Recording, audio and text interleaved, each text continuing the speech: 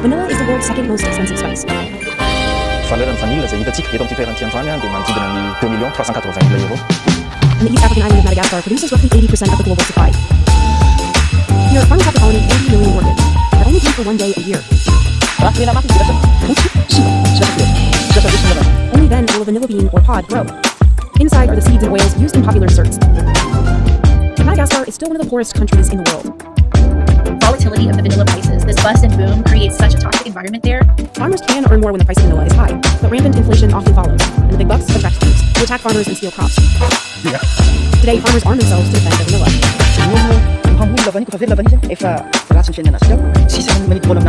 Farmers can plunge into extreme poverty when prices are low. The government has tried to stabilize the price, but it's backfired. And now global customers are turning to other countries for cheaper vanilla. As locals fight to protect Madagascar's green gold, they worry how much more they, the land, and this crop can take. Razafin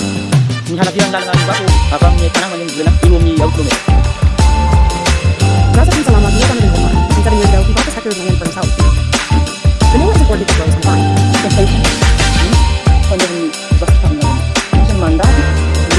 Vanilla grows best in the rainforest environment, where there's plenty of rain and sunlight.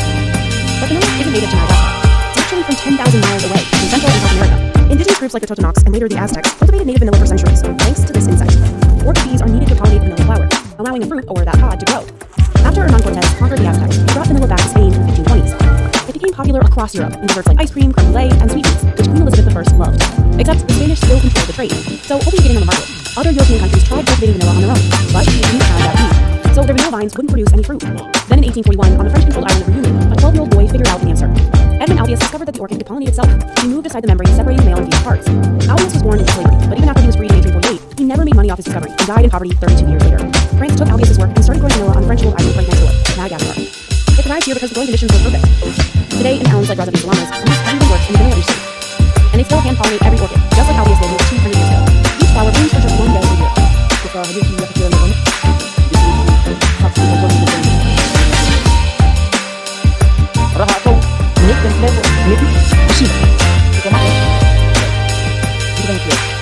Razafin Salama works alone and can pollinate up to 500 orchids a day.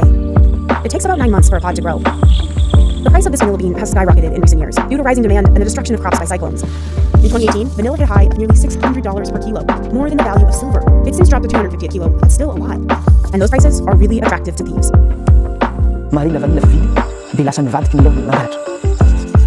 So many farmers in the region are arming themselves and patrolling their fields at night, when thieves usually strike. Thieves stole 20 kilograms of Farmer Berlin Ronnery's harvest, leaving his vines bare. In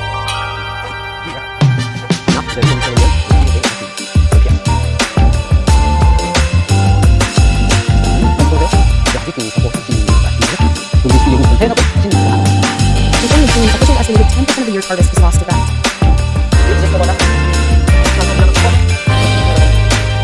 He often sleeps out here overnight.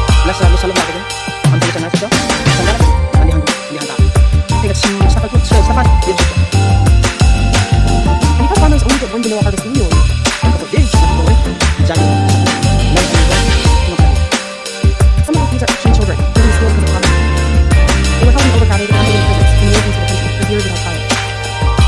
Farmers have started branding their vanilla beans with identifying codes, making the crops easier to track so they do get stolen. Another protective measure, some farmers pick their beans before they're completely ripe to beat thieves to harvest. So the quality goes down a lot.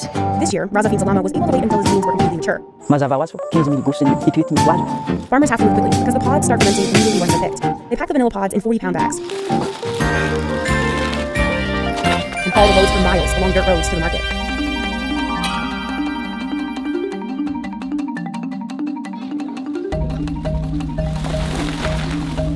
Traditionally, middlemen, called commissionaire, bought these beans in their raw green state, and they held a lot of negotiating power over the farmers, since the beans spoiled quickly.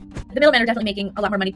They can kind of tell people whatever price they want. So some years, farmers walk away happy. In other years, they can barely make ends meet. I have heard farmers say things like, you have to have courage to plant vanilla because it may not be worth it at the end. You may not get anything. Nowadays, Razafin Salama sells his pods directly to a cooperative called Sahanala.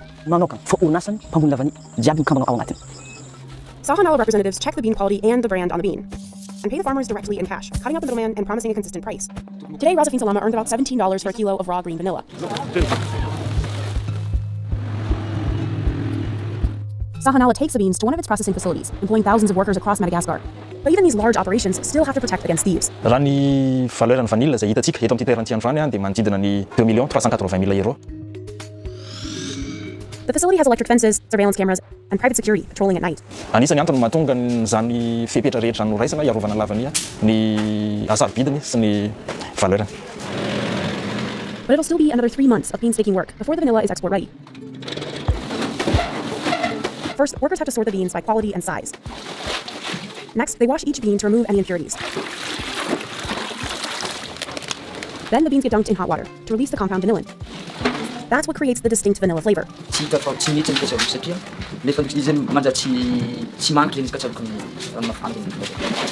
The beans need less than a minute, depending on how ripe they are.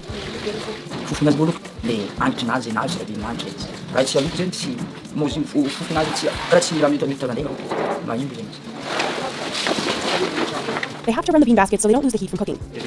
Workers move the cooked beans to boxes where they'll sit for 48 hours. When they take the beans out, they'll be brown. Ito rin aketo zany dia misy an'izao izy zay mitatitra lavany zay ndeha handeha ho atapy amin'ny masoandro.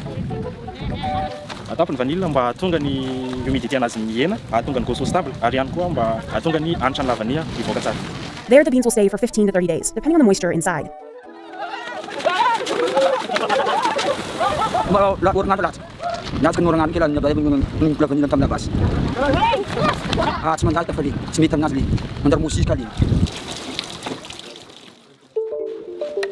Zareo zany manao triage manala le vanille tsy mitovy ny couleur anazy. Zany hoe misy am'le vanille somary masaka ohatra mandrahoana iny mila alana mba tsy afaka.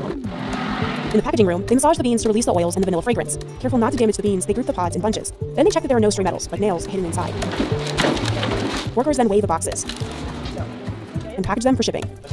Soit elle est vendue en gros, soit elle est extraite, parce qu'aux États-Unis la demande est très grande pour tout ce qui est pâtisserie. Sahanala's vanilla beans end up with American-based food processor Archer Daniels Midland.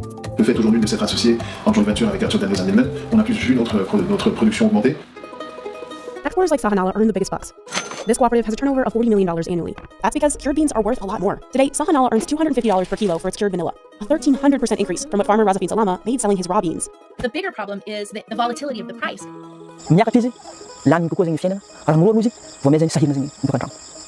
In those low-price years, farmers live in extreme poverty. Like 81% of the country, many earn just $2 a day.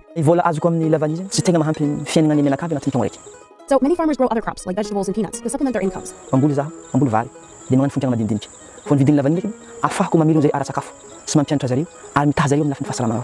During years of high prices, farmers, middlemen, and exporters would make more, but this also drives up inflation, making everything more expensive. In the ideal world, vanilla would consistently get a good price. To balance out the ever-changing price, in 2020, Madagascar's government introduced a minimum base price.